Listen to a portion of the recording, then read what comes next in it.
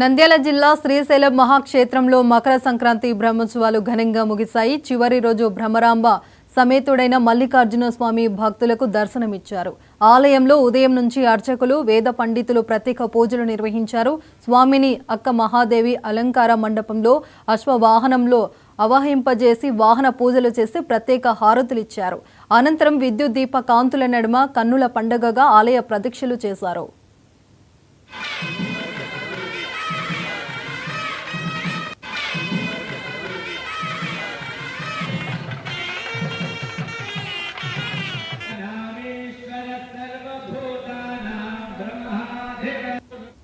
ఈ సంక్రాంతి బ్రహ్మోత్సవాలలో భాగంగా చివరి రోజు స్వామి అమ్మవార్లకు పుష్పోత్సవం జరిగింది. సుమారు 20 రకాల పువ్వులు, 3 రకాల పత్రాలతో స్వామి అమ్మవార్లకు సమర్పించి 11 రకాల ఫలాలు నివేదించారు. తర్వాత ఏకాంత సేవ నిర్వహించి శయోత్సవం జరిపి బ్రహ్మోత్సవాలు ముగించారు. ఈ కార్యక్రమంలో ఆలయ ఈవో శ్రీనివాసరావు, అధికారులు, భక్తులు పాల్గొన్నారు.